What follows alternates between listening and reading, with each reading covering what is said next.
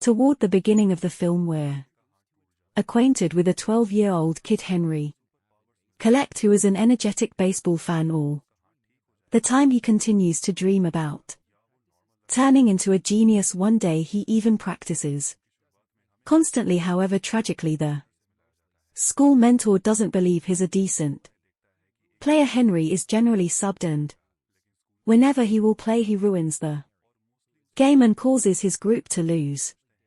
Henry lives with his mom Mary, who is a mindful lady. She's as of now dating Jack, a presumptuous person who couldn't care less about something besides cash. Henry loathes him a great deal, however he needs to act pleasant due to his mom. Later we get to realize that Henry loves the Chicago fledglings. Sometimes while doing the clothing he imagines himself playing for them at school. Henry has a monstrous pulverize on a young lady named Becky. However, he's excessively terrified to communicate his sentiments to her. One day in the jungle gym, Henry chooses to intrigue her, so when somebody hurls a ball up high he chooses to get it. Henry nearly prevails with regards to doing so, yet all of a sudden he steps on another ball lying on the ground and tumbles down clumsily. This disjoints his arm, causing him a ton of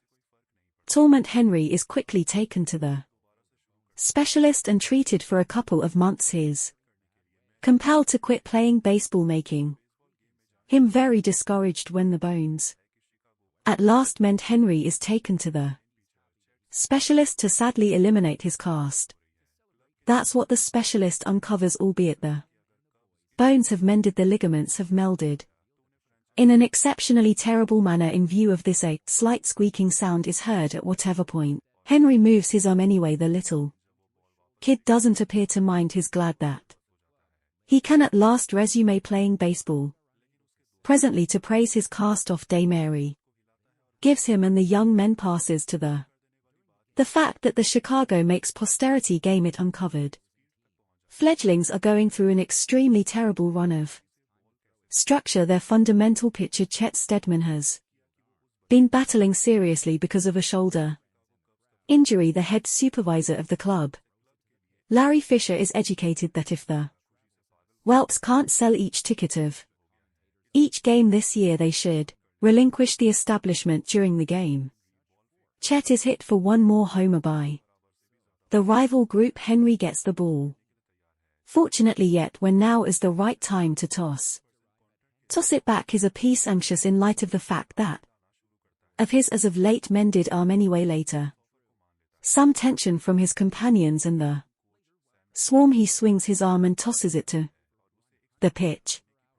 Incredibly, the ball goes at a supersonic speed. The reporters are stunned that somebody has tossed a ball 435 feet with such power. Larry is moreover stunned, so he requests to have the youngster in his group.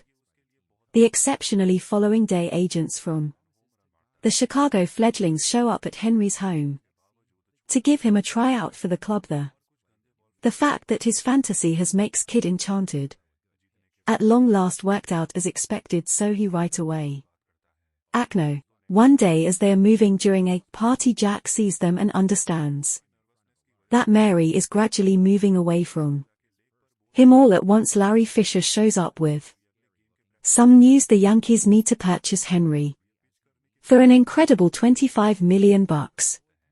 At first, Jack doesn't need the exchange. In any case, when Larry vows to give him 10% as well as dispose of Chet from the group, he concurs, sliced to half a month. Henry has turned into an enormous achievement. He moreover drives his group to their first sequential triumphs and to the last of the division title, where they'll indeed play the New York Mets. Anyway, in light of this, Henry is incapable to give time to his companions and assist them with setting up the boat. He even gets into a contention with them in light of the fact that they've begun ridiculing him during Henry's Pepsi business shoot. Jack astutely makes Mary sign the selling contract by deceiving her that it's Henry's new agreement with the Whelps on The other hand, Larry reports to Talk that he won't be given another agreement. His last game will be toward the finish of the season. The news obliterates Chet, however he chooses to acknowledge it like a man back at home. Jack begins acting extreme on Henry. Furthermore, powers him to do photograph shoots. At the point when the kid denies, Jack insults him, saying his dad was a quitter who left them for another person.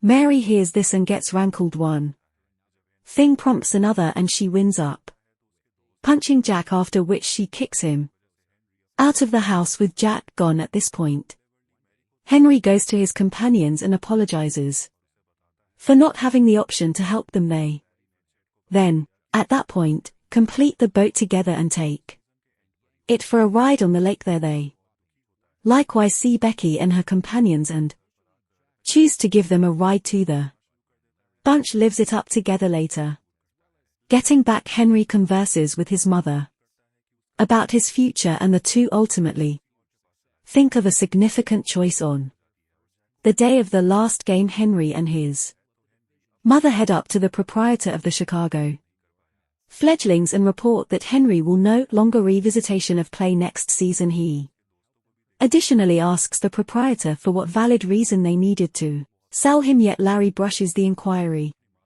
away. Not long after, the game is going to start regardless of having a harmed shoulder. Sam requests that Chet start the pitching. The last option is frightened and shocked, yet is not entirely set in stone to dominate the match. Everybody, indeed, even the proprietor, boils down to the stands to watch the last game. Chet starts the innings with a couple of pleasant pitches anyway. Before long, his arm fires, misbehaving once more, and he feels outrageous torment in his shoulders.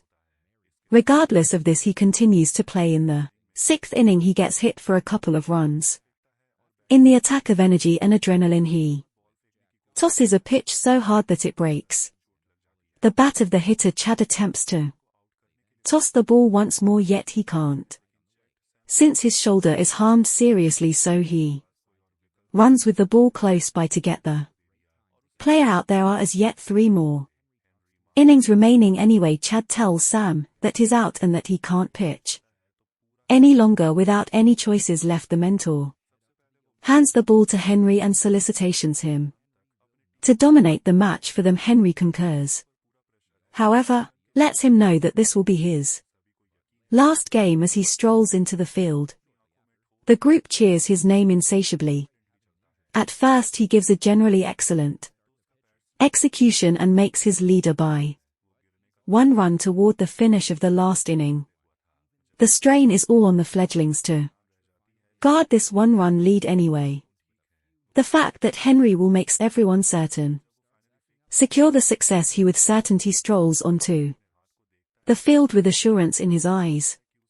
In any case, similarly as he's going to get the ball, he slips and tumbles down clumsily. The arrival is like the way that he broke his hand. In any case, the group heaves, yet Henry gets up asserting that he's okay. He makes a beeline for the solid shape to toss the ball, yet when he at last does, it scarcely arrives at the player. Henry looks at his arm and moves it around. This is at the point when he understands that the squeaking sound is gone, and presently he no longer has his super arm any longer. Notwithstanding this, he attempts to make a pitch, however winds up tossing for sequential balls, getting the hitter to initially base the group, the proprietor and, surprisingly, the observer are confounded at what they're seeing. Henry brings over his partners for a little gathering and uncovers that his arm is gone and he can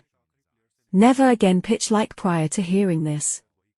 Everybody is concerned, however Henry makes reference to that he has an arrangement. He then briefs them about it and the match resumes. Henry prepares to pitch, and as the past player passes on the irrespectable starting point to take a run, he understands that Henry doesn't truly have the ball, so the outfield player gets him out with the phony ball stunt anyway. They need to kill 2 more players to dominate the match. When the Next player shows up. Henry tosses 4 balls again to get the hitter to first base. Sadly, this person isn't going to succumb to the misleading. He doesn't leave the base, so Henry begins provoking and ridiculing him. The arrangement works, and at the point when the man has had sufficient, he makes a run for it. Henry surges with the ball, also gets the man out. This sends the swarm into a condition of free for all. Now the Offspring can bring home the title and fit the bill for the end of the season games, on the off chance that they make due to see off one last player. Sadly, the hitter ends up being a similar terrifying looking person who had hit Henry for a homer in his most memorable game. This makes the young man terrified, and he understands that the man will likely hit one more grand slam. Notwithstanding this, Henry tosses the ball energetically. However, it ventures so sluggishly that the unnerving man is taken distracted. He misses the ball totally, despite the fact that, irritated, the player prepares for the next pitch. This time he figures out how to hit it, yet the ball goes behind for a foul, leaving him with only 1 strike. Henry understands that a similar kind of pitch will not get the hitter out. All of a sudden, he recalls how his mom generally passes him the sunscreen by circling it high up. The thought is an unsafe one, however, Henry chooses to attempt it. At any rate, he tosses the ball as she does, and shockingly, this gets the hitter out and the group goes off the deep end. Everyone cheers as the Chicago Offspring win the division and meet all requirements for the end of the season games. In the last scene, we see that Henry is currently playing in the Freshman Association. He has moved along significantly, even without his otherworldly even his crush Becky has become one of his most ardent followers.